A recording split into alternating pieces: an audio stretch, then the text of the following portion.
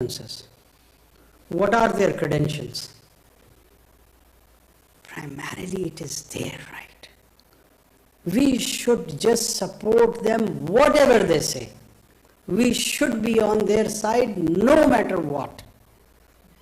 Instead of creating a front against the state of Israel, they have started a front against the current government. Wow. Good luck. Great. I get baffled. Are you genuinely committed to that cause? Or you just want to abuse me? Go ahead, do it. Am I Netanyahu? And what are the practical suggestions? 1.4 billion Muslims are pondering and thinking about this challenge. I would be only remembered in history for allowing the aerial firing or not, or allowing someone to have a glass of alcohol or not. Let the history judge me. I don't care. I don't care at all. Yes, it was a gesture. The governments, they display small little gestures in their diplomatic communication, so the messages are sent. This message was not for domestic audience, it was more for a global audience. And there was a huge criticism on that account, so let it be. But sir, the criticism, as you rightly pointed out, there can be some justification for that. Why it's mere ceremonial? We could have done something. Like? Why didn't we call out those who are supporting the genocide? They are our allies. Why are we silent and not naming them?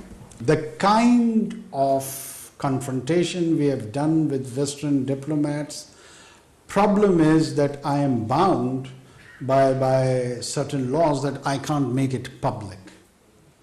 The kind of passionate and full of emotions, and at times, I'll just give you one small example. Few Western diplomats said that Pakistan should have a balanced view of the crisis in the Middle East, as the Israeli children, they have also been killed. So I asked him that, okay, Excellency, can you, in order to address the anger of the Israelis, which according to you also deserves attention. So can you give us a number, how much children do you need to kill so that the Israel anger gets satisfied? 50, 100, 2, 3,000, 2? We just want to have a number. And they were speechless. So of course we do challenge them, confront them, but we cannot make all those things public. For the diplomatic reasons, for the reasons which is known and documented in the statecraft. How do you do statecraft? You don't bring such conversation to the public. And I cannot bring whole of it. I can refer that, well, I had a very strong position vis-a-vis Middle East with diplomats.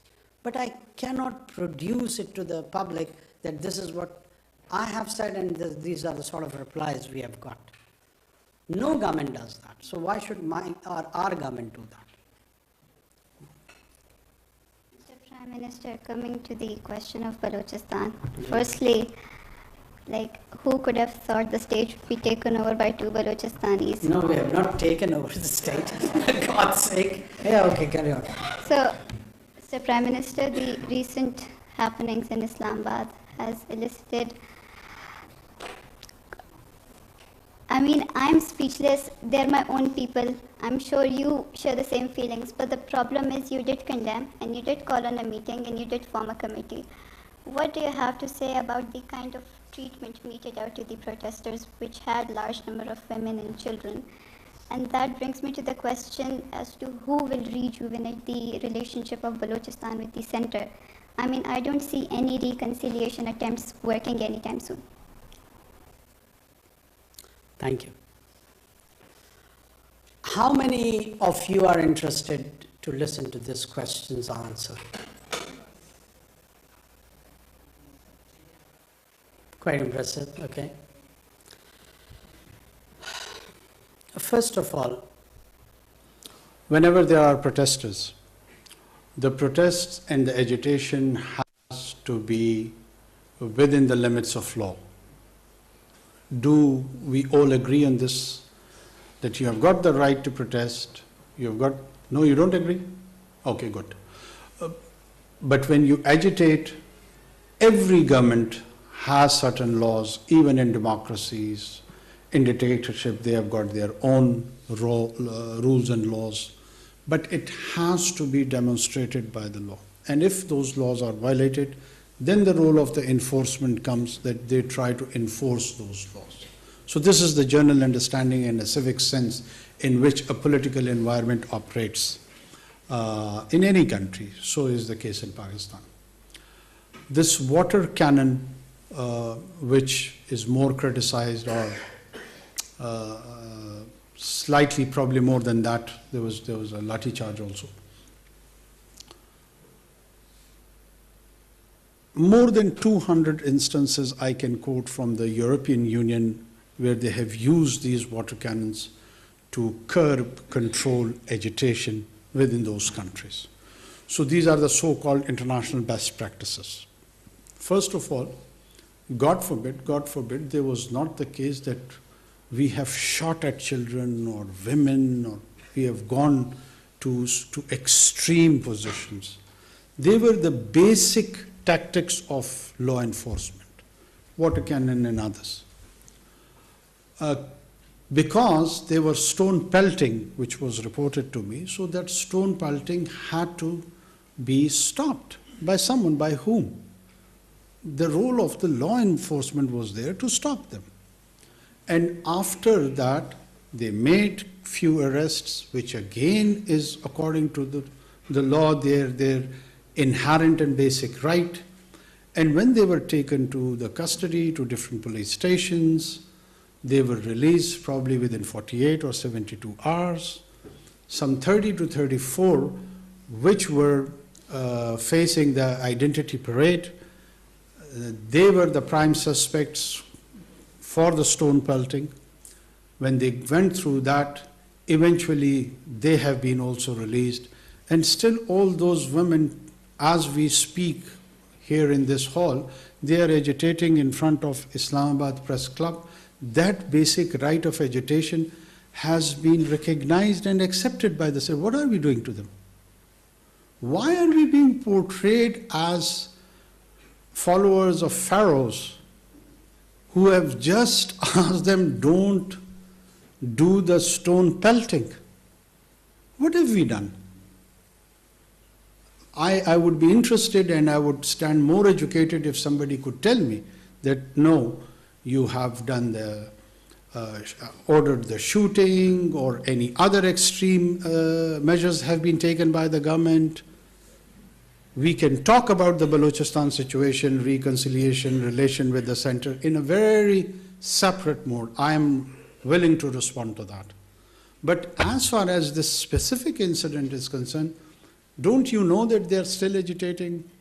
The famous lady who's leading that agitation procession, she's there along with her friends.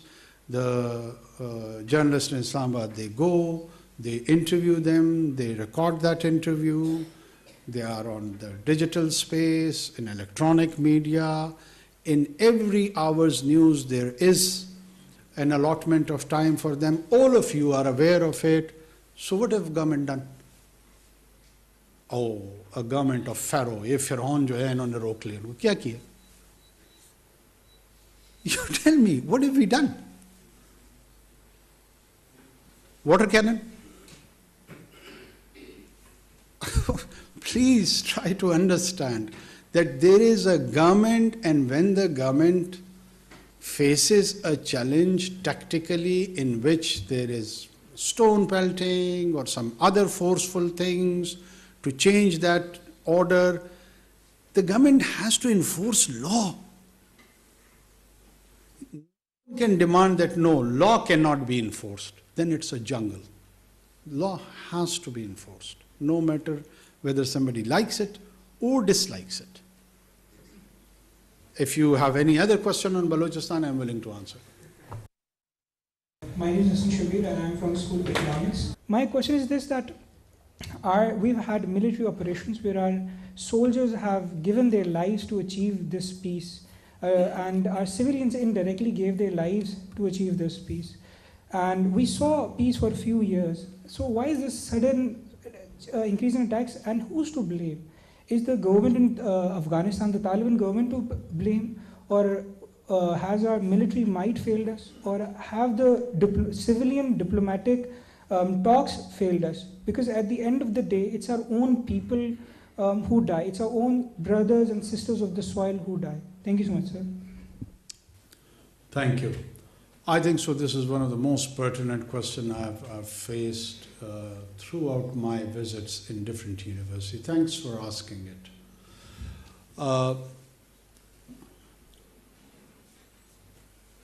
There is a discipline in which people in different universities now teach on insurgency and non-state actors.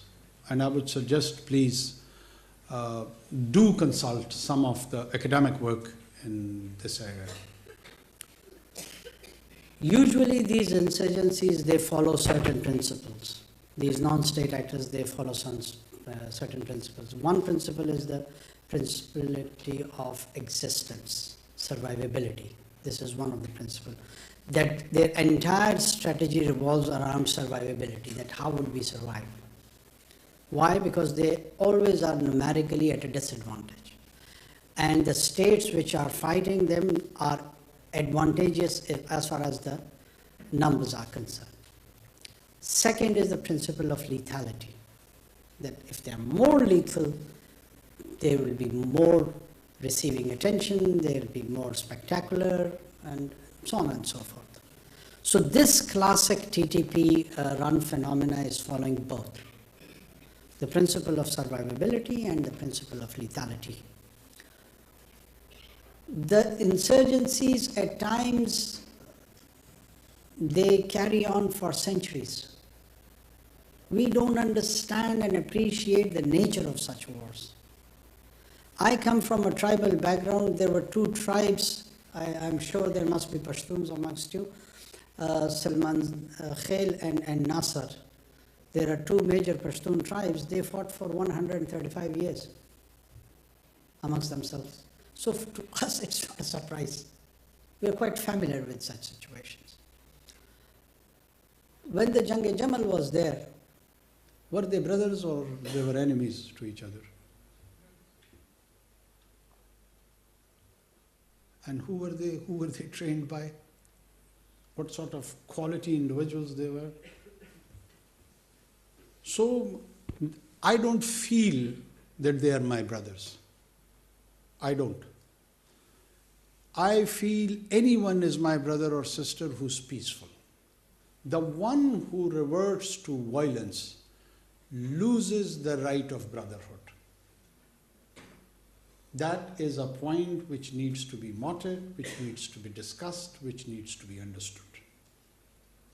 For instance, God forbid, I'm giving a very bad example. One amongst the siblings, one sibling eliminates, kills his brother or sister. How would he be treated by the parents? And even if he's forgiven, he kills another one. And then another one. So what do? You have to be clear on all such strategic angles.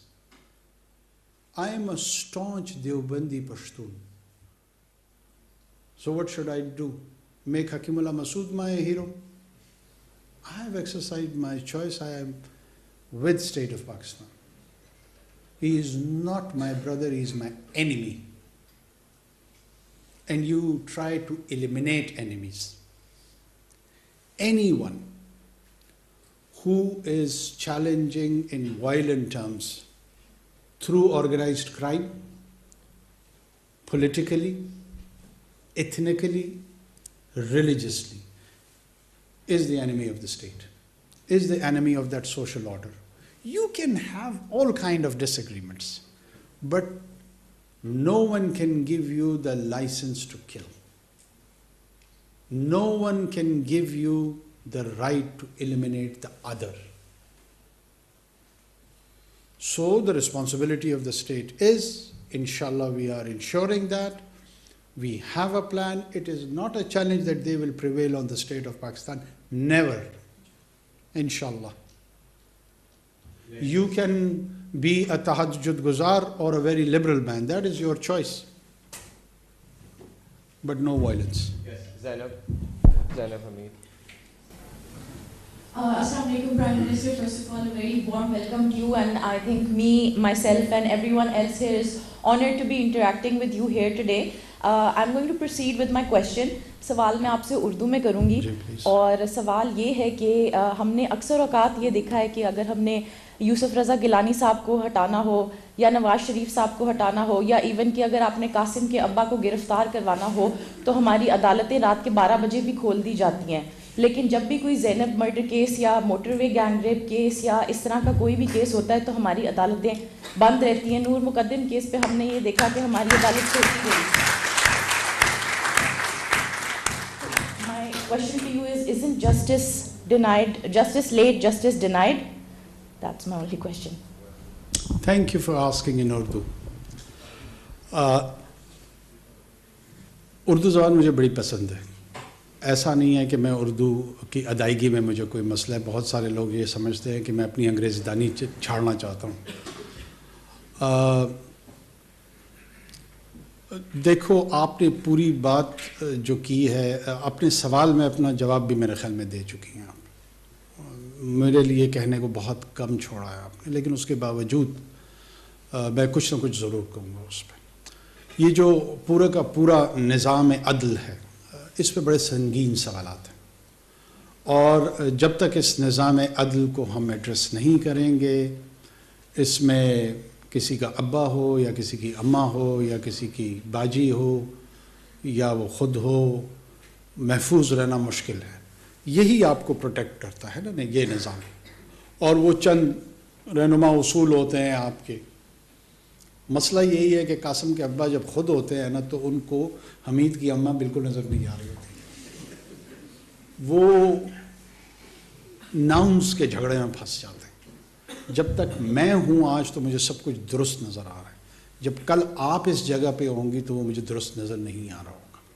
ایک تو اس رویے سے تبدیل کی ضرورت ہے, اور settled ہونا ہوگا اصولوں پہ, پرنسپلز پہ, کہ چاہے اس کا اطلاق مجھ پہ ہو یا آپ پہ ہو پھر وہ یکساں ہو.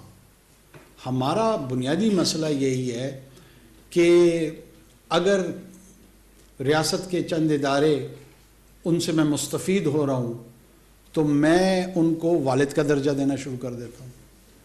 دیا ہے نا. جب مستفید نہیں ہو رہا ہوتا ہوں تو پھر شاید سوتیلا باپ بنا لیتا ہوں.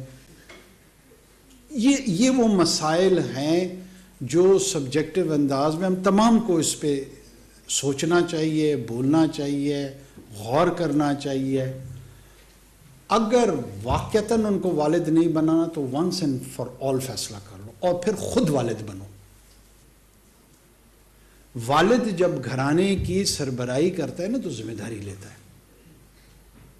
وہ پھر بچوں کے نان نفقے کا تمام کی تمام ذمہ داری خود اٹھاتا ہے. وہ پھر ہمسائے میں حمید کے والد سے نہیں کہتا کہ یار ذرا میرے بچوں کا خیال رکھ دینا. اگر حمید کے والد کی طرف دیکھے رہو گے نا تو قاسم کے ابا کا مسئلہ ذرا خراب ہی رہے گا. یہ اشتہاری گفتگو ہے کیونکہ آپ نے اشتہارے میں کی ہے اس لیے میں جواب بھی اس میں دے رہا ہوں. کھل کے پوچھا ہو تو میں کھل کے بتاتا. Thank you so much, Your Excellency. My name is Umar Khan and I'm a 7th semester student from the School of Computer and Information Technology. So a lot of students like myself are about to graduate across Pakistan, and a lot of us would like to stay in the country and contribute to society and the economy as well. However, the best and brightest often choose to go abroad because they have better opportunities there. My question is, Your Excellency, what is being done to keep the talent in Pakistan and to develop it here And what is the strategy that the government is taking to prevent the so-called brain drain that our country is experiencing? I think so in the best interest of Pakistan is that we should have both. The youngsters should explore opportunities abroad, and they are not a brain drain at all. They would always remain our assets. Who's your Vice Chancellor? He was a fresh graduate, some days, somewhere here in the city of Lahore, and he, according to this definition of the brain drain, he went there and he spent 10 or 15 years or whatever, and now he returns and he runs this institution. Is he an asset or a brain drain? This is the phenomena we need to understand, the cycle. I've been saying this repeatedly, that why it is skewed and distorted, this whole, first of all, this is not a recent phenomena that the youngsters want to settle in Western Hemisphere, US, UK. I am witness, all of us know this, that the longest queues of the young generations are always outside the US Embassy. It's been a trend. Everybody wanted to go there because of the kind of the American dream, because of the kind of lifestyle, because the kind of opportunities they offer. Indians want to do it, Sri Lankans want to do it, Pakistanis want to do it, Bengalis want to do it, Brits want to do it, Japanese wants to do it, Germans wants to do it. There is a huge global American influence, particularly America.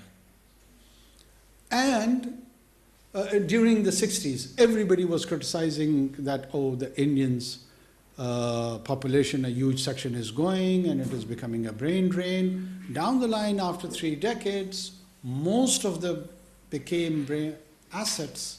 They returned to the Indian society, invested back what expertise they got from there, what capital they got from there, and it is triggering, accelerating the economic growth of India.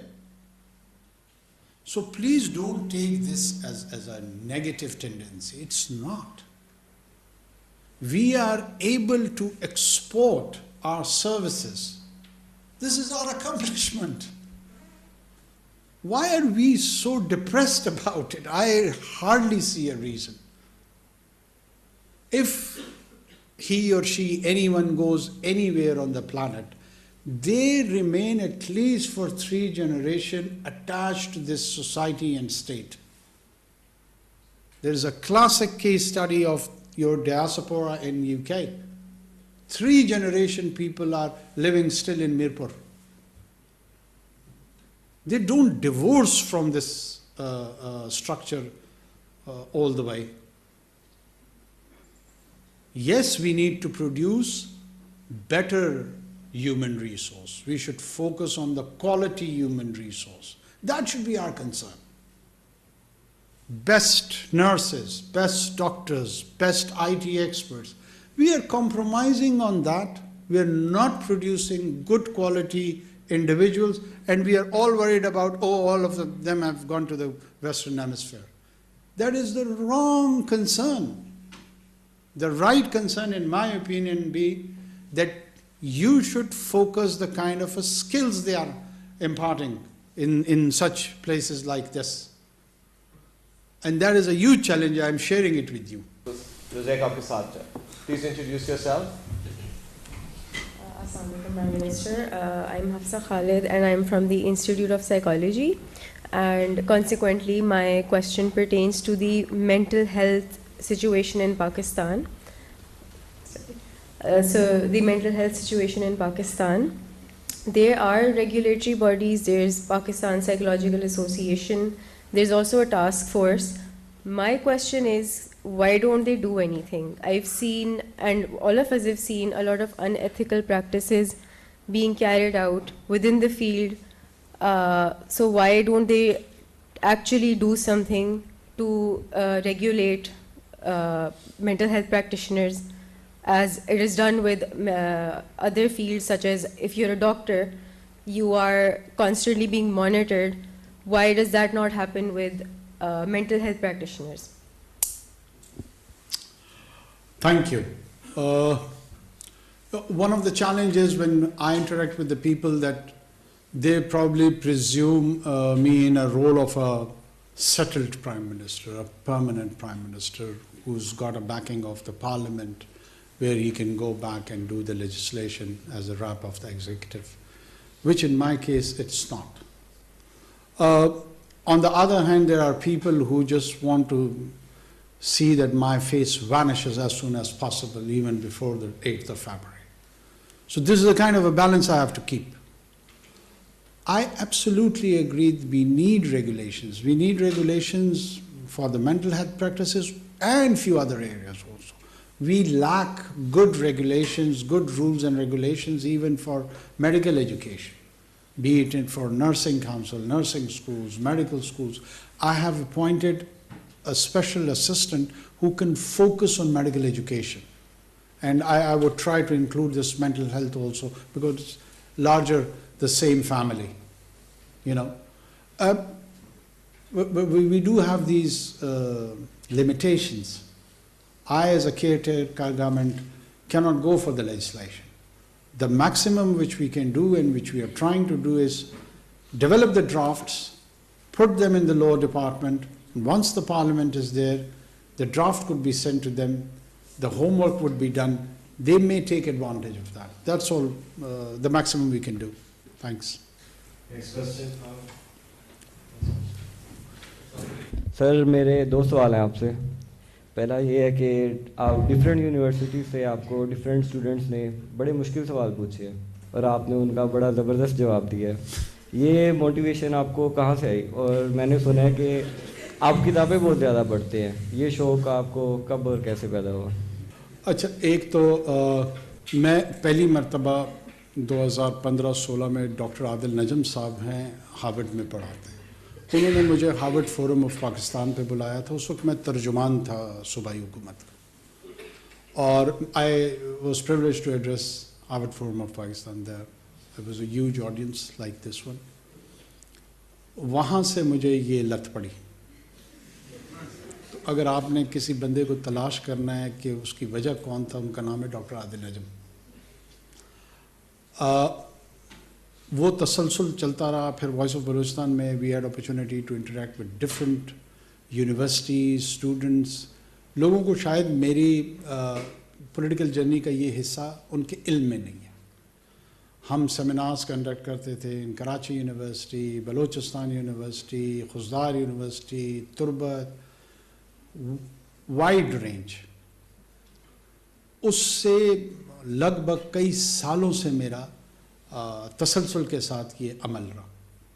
और वो अचानक मैं वज़ीर-ए-आज़म बन गया. तो मैंने कहा चलो यार वो काम दोबारा करते हैं. तो मुझे उसमें पहले भी लुत्फ़ आता था और अब भी लुत्फ़ आता है. आप जैसे प्यारे लोग मिल जाते हैं, गपशप लग जाती है, यू नो, कोई अंदाज़ा होता है कि ये फ्यूचर जनरेशन जा किस तरफ रही है.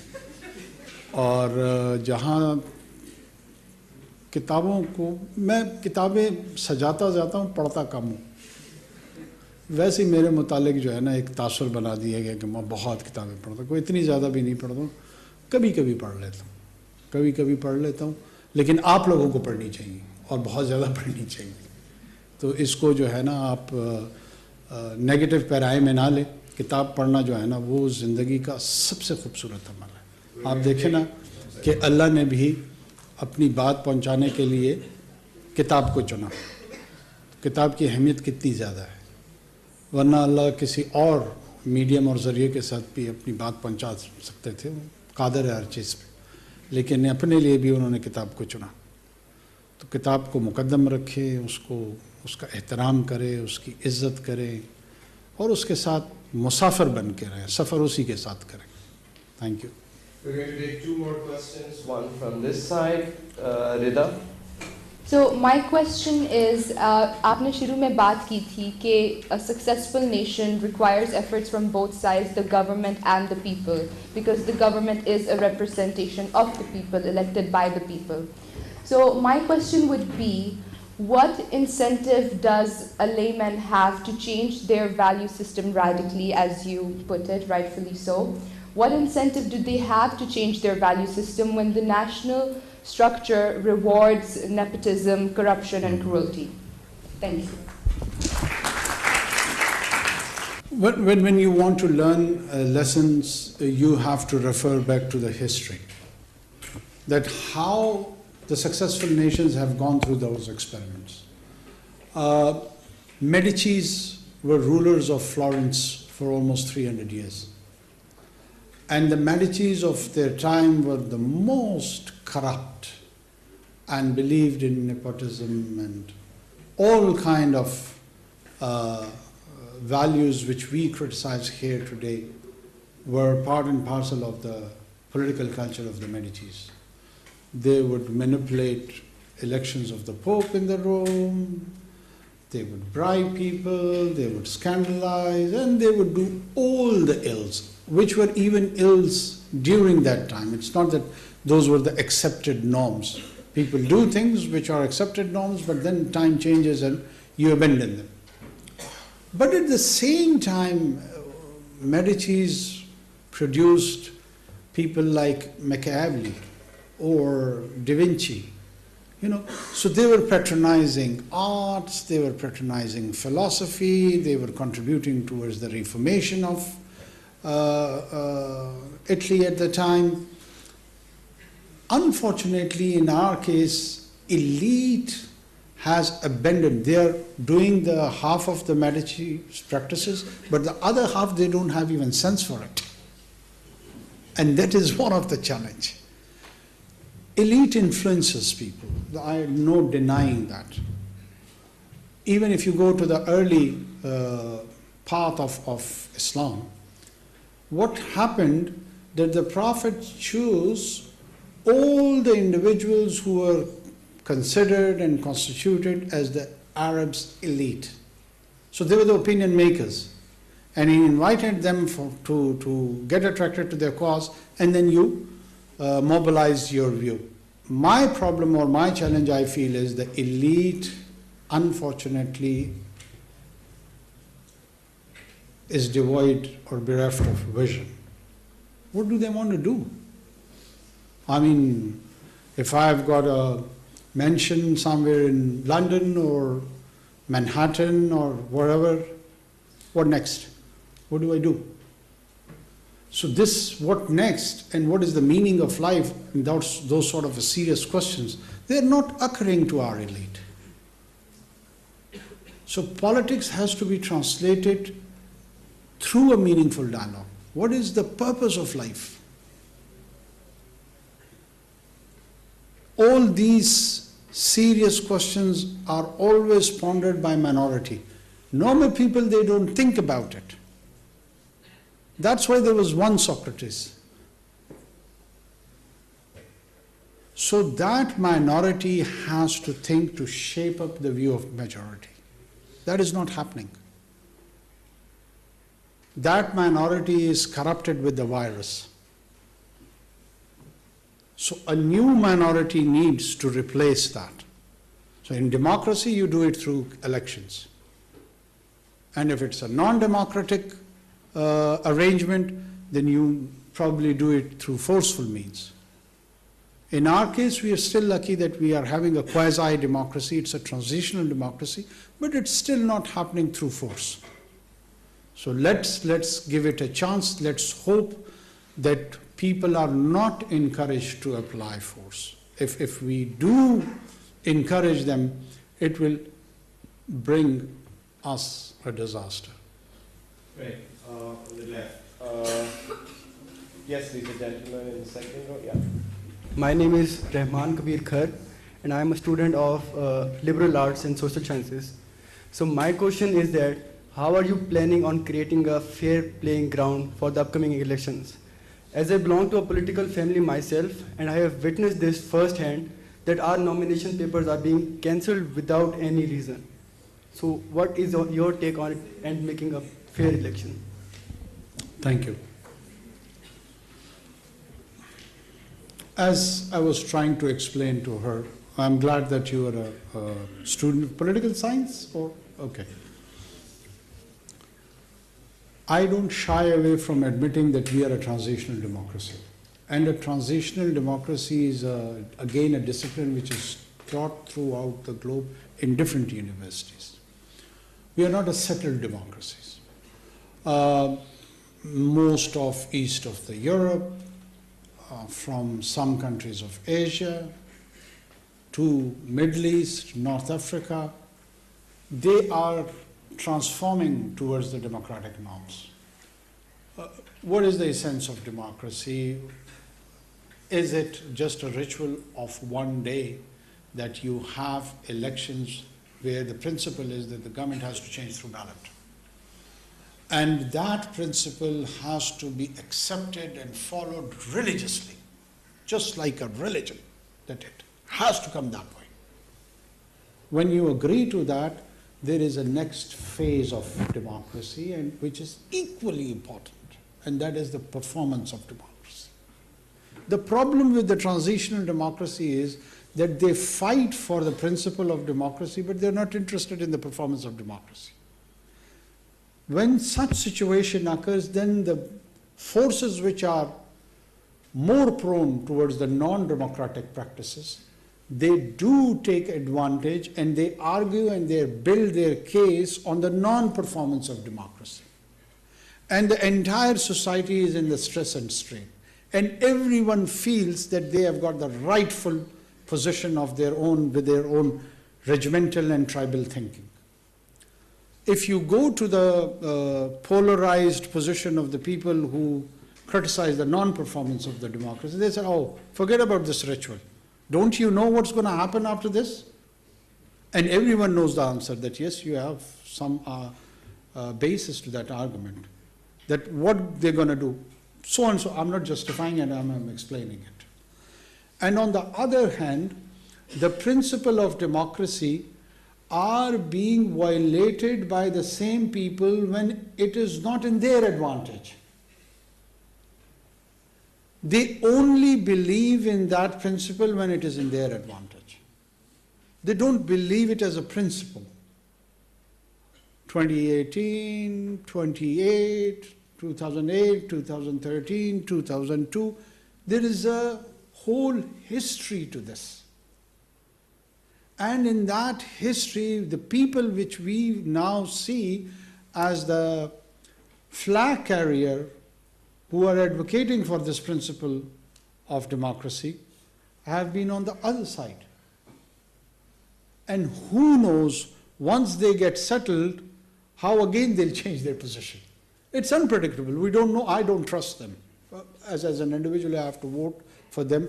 I wouldn't know that if they get settled with the forces on which they are on the confrontational path, so what would they do next? So once if they are settled, some same old practices, same old business, and same kind of a old hybrid regime to run this country, that basic question of civil-military relationship, which people shy away probably to ask me, that its challenges have not been explored, have not been answered, so the problem remains the same. What would we do then? There is an imbalance here. I am saying it. There is an imbalance, and that imbalance primarily is because the civilian institutions don't perform. So what do you do? It's a very serious debate. It's a very, it deserves more attention, more questioning, more nuances should be explored, more shades should be known, and people should come up with an informed opinion. Everyone should contribute towards it. This is a national duty. I believe in it. I don't doubt the intention of anyone who takes any sides. But be genuine. Be genuine and try to find out the genuine challenges and the genuine solutions, whatever according to your capacity. Doesn't matter that you're not the flag carrier of the gospel truth, that everyone should be known, everything should be known to you. That's fine. But honest contribution is very important. आप मेरे ख्याल में इनको मौका दे दें, ये बहुत ज़्यादा Please, ask your question. I wanted wanted to take it back to the question of Please Balochistan. introduce yourself. I am Najab from SLAS. I wanted to take it back to the question of Balochistan. آپ نے جب اسرائیل کی بات کی تو آپ بتانے لگے لائک جنرلی جو نیریٹو رہا ہے اسرائیل کے بارے میں تو اسرائیل لیٹس سے ڈیسٹیبلائزز فلسطین for like decades upon decades at that point فلسطین سے ایک حملہ آتا ہے فلسطینی اسرائیلی کہتے ہیں کہ یہ انہوں نے کیا کر دیا اب تو ہمیں ان کا پورا ملک تباہ کرنا پڑے گا. In much the same way Pakistan for decades upon decades takes part in like the disappearances that have happened in Balochistan. At that point, the Balochi people, they throw some rocks and Pakistan says ke oh hame arrest karna pad gaya. Right? So it's much the same situation showing up on both ends. How is in this particular situation Pakistan using its monopoly of violence in a way that's better than like Israel? Okay. Thank you for asking. अच्छा हो गया मैंने इसको वो दिला दिया. Are you from? And you belong to Lahore or? I'm from Karachi originally.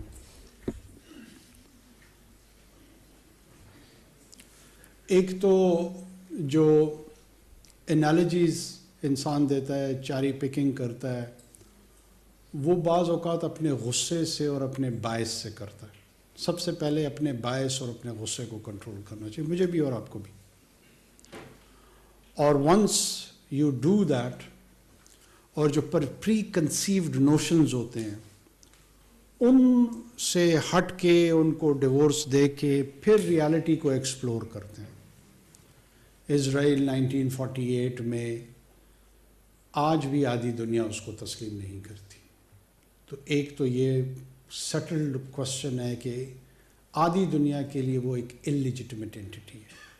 ٹھیک ہے. پاکستان 14 اگست 1947 کو لیجٹمیٹ اینٹی بنا جس کو 197 ملک تسلیم کرتے ہیں. اب یہ ایک لیجٹمیٹ اینٹی اور ایک کویزائی لیجٹمیٹ اینٹی, یہ بنیادی فرق ہے دونوں میں. یہاں پر مونوپلی آف وائلنس صرف پاکستان کو نہیں دیا گیا, مونوپلی آف وائلنس تمام لیجٹمیٹ سٹیٹس کو دیا گیا ہے. یہ جو اسرائیل کو بھی لوگ کہتے ہیں کہ اس کو تسلیم نہ کرے اس کی بنیادی وجہ یہ ہے کہ پھر وہ legitimate right to the monopolization of violence ان کی طرف چلا جائے گا. پاکستان کے کیس میں, ہندوستان کے کیس میں, سری لنکا کے کیس میں, یورپین ممالک کے کیس میں اکارڈنگ ٹو دا ویسٹفیلین پرنسپل جو رائٹ ٹو وائلنس ہے وہ اس نیشن سٹیٹ کا حق ہے. یہاں پہ کوئی بھی گروہ جو وائلنس کی طرف آئے گا اس کو جو رسپونڈ کرنا ہوگا in terms of legal frame work, in terms of administrative responses, وہ ریاست کرے گی. بدقسمتی سے اس مرتبہ اس کا نام ریاست پاکستان ہے جو شاید بہت سارے لوگوں کو اتنا زیادہ اچھا نہیں لگتا, حالانکہ یہ تمام ریاستوں کا بیسک رائٹ ہے. بلوچوں کو یہ پتہ نہیں آپ کو کس نے بتا دیا ہے کہ بلوچوں کو ڈیکیڈ سے کیا کر رہے ہیں ہم, آکوپائی, ڈسپیئرنس یا انفورس ڈسپیئرنس کی اصطلاح جو ہے نا وہ یہ وار آن ٹیرر کے بعد شروع ہوئی ہے. اس سے پہلے کم تھی, یہ نہیں ہے کہ بالکل وجود اس کا نہیں تھا, ہمارے ہاں کم تھا ایشیا اور ان ممالک میں. یہ موسٹلی جو ساؤتھ امریکن کنٹریز تھی, گویٹمالا, ارجنٹینا, جہاں پہ کمیونسٹ ریجیمز کو سپورٹ کیا کے اگینسٹ کوز کو سپورٹ کیا جاتا تھا, سمری ایگزیکیوشنز کر دیتے تھے, لوگوں کو ڈسپیئر کر دیتے تھے. تو اس کے لیے یو این نے ایک انفورس ڈسپیئرنس کمیٹی بنا دی. اس یو این کی انفورس ڈسپیئرنس کمیٹی کا اپنی ایک میتھڈالوجی ہے, there is a method to the madness. مثال کے طور پہ میں کہہ دیتا ہوں کہ جناب بلوچستان میں 8,000 آدمی غائب ہیں. اب 8,000 آدمی غائب ہیں تو یونائٹڈ نیشن والے یہ سوال پوچھتے ہیں کہ جناب پہلے آپ نے ان کا وجود ثابت کرنا ہے, یہ یو این کہہ رہا ہے, ریاست پاکستان نہیں کہہ رہی ہے, تاکہ پھر ان کا عدم وجود ثابت ہو سکے. آپ کا پورا نام کیا ہے؟ نجف. کہ نجف صاحب کے والدین کا نام دے دیں, سبلنگز دے دیں, ایکسٹینڈڈ فیملی دے دیں, تو پتہ لگے گا کہ یہ نجف عباس ہے, تاکہ کوئی اور نجف عباس بھی اگر ساتھ میں آ جائے تو پتہ لگ سکے کہ ان کے بیچ میں کوئی تفریق ہے یا نہیں. یہ ایک طریقہ کار ہے. اس طریقہ کار کے تحت جب 2009 میں یہ UN کی انفورس ڈسپیئرنس کی کمیٹی یہاں آئی تو انہوں نے کہا یہ لگ بھگ ایگزیکٹ نمبر نہیں دیا مجھے، بڑا لوگ کہتے ہیں جھوٹا ہے جھوٹ بولتا ہے، ابھی گوگل کر کے دیکھ لو، انہوں نے لگ بھگ کہا کہ 50 کے قریب ہے. ٹھیک ہے. اب 50 سے پرابلم یہ آتی ہے کہ UN چونکہ وہ پیٹرن نہیں اسٹیبلش ہو پا رہا تو وہ انٹرسٹ نہیں لیتا، ان کا ریڈار نہیں آتا.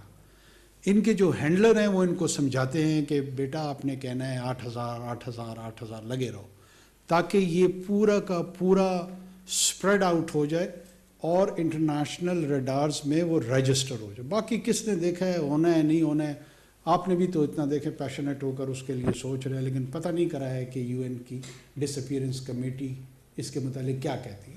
پڑھے لکھے آدمی ہو، انفارمڈ ہو، اس ایشو کے ساتھ انٹرسٹ بھی ہے، لیکن نہیں پتہ کیا، وقت نہیں ہوگا اور مصروفیات ہوں گی، لیکن ذرا پور اسسمنٹ. بلوچستان میں جو سال ہا سال سے ہو رہا ہے نا، نجف عباس صاحب، اگر آپ وہاں پر صرف اور صرف کراچی سے کوئٹہ تک سفر کریں تو بہت ساری یہ پرابیبلٹی ہے کہ وہاں پہ جو نان اسٹیٹ ایکٹرز ہیں، BLA، BLF، BRA، خاکم بدہن آپ کو بھی نشانہ بنا سکتے ہیں. آپ کوالیفائڈ ہیں، ایک تو نام آپ کا نجف عباس ہے،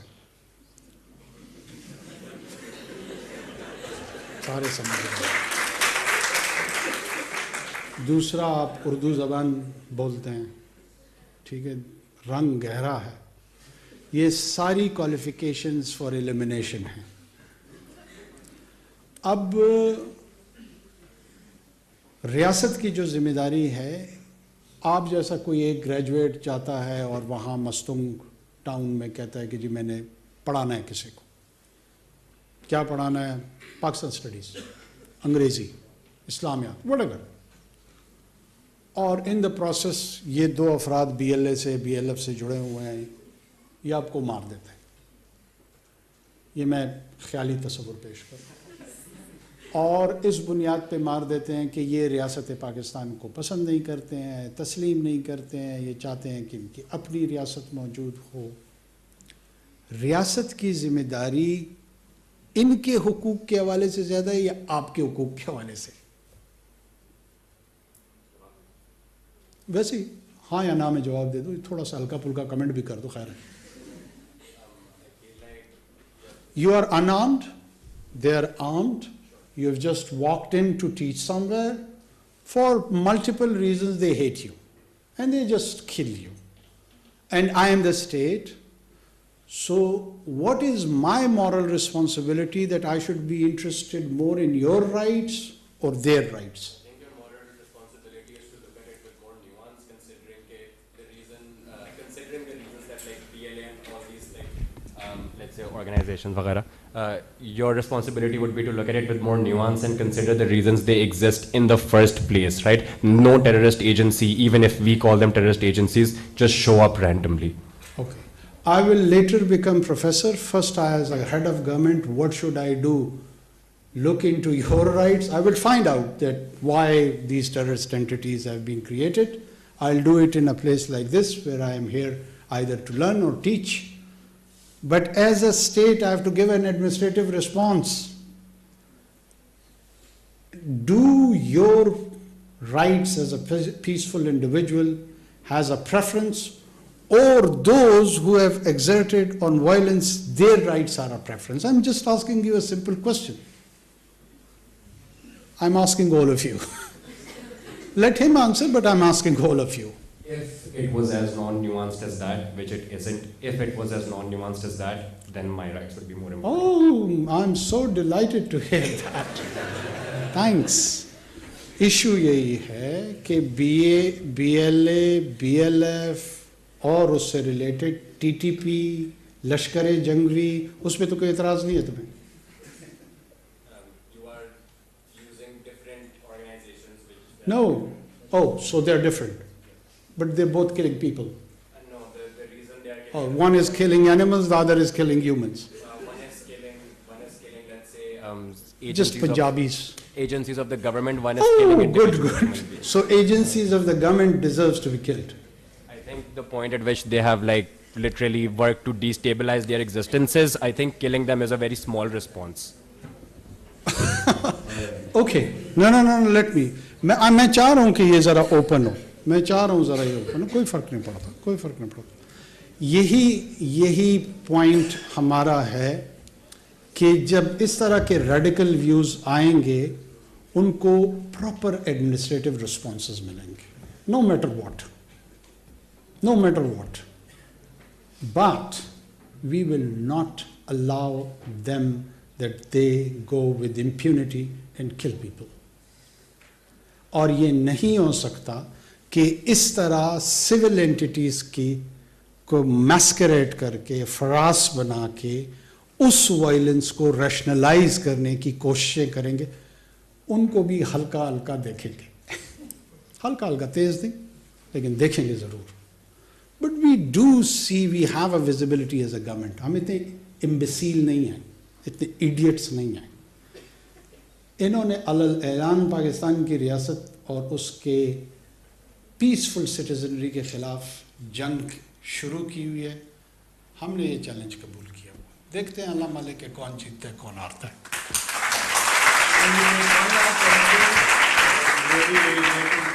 Prime Minister, for being so generous with your time. Just one last question from somebody in the back. Yes, gentlemen. Yes, please.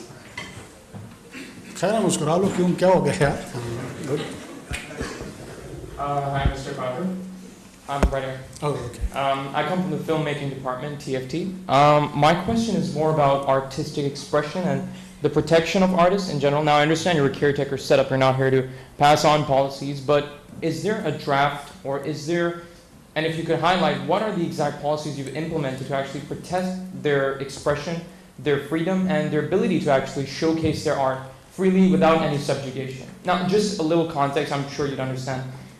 There's a phenomenal movie that came out this year, Zindagi Tamasha, directed by Sarmad Kusip, written by Nirmal Ban. It's a phenomenal film. Everyone has their own takes on it.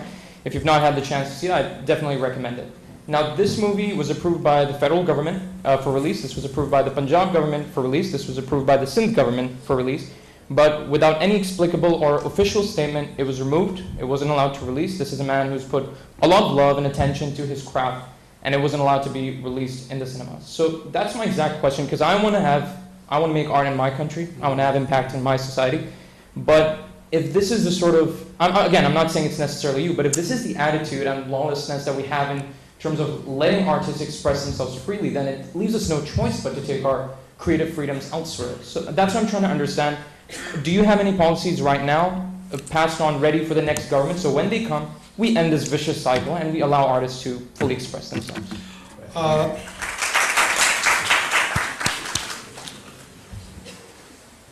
You've just said it, whatever is dwelling in my heart. I mean, performing arts, other arts, creating it in different mediums. Do we have a policy for that? I'll be very honest that I had so many challenges, economic and political, right now for the last 3.5, 4 months, that I have not been able to pay attention to this one particular. But it is utmost important. When I had interaction in Central Asia, in China, and even in GCC countries, I've been advocating that let's have joint platform for creating this content. I mean, look at Arturo. It generated $2 billion, and there are more civilizational themes and other areas where content creation can bring a lot of economic opportunities also. It is related to our soft image, so on and so forth. But in terms of policy and anything particular which I can share with you right now, I won't be able to do that because I have not done it. If there are some suggestions or if you can design some proposals, I'm willing to make it part of a draft prior to leaving this assignment, and we would be able to influence policymakers in future. But this is a very important area. I agree with you. Thank you so much for being so generous. You've been so patient and you took all these questions with a lot of grace. We really, really appreciate that.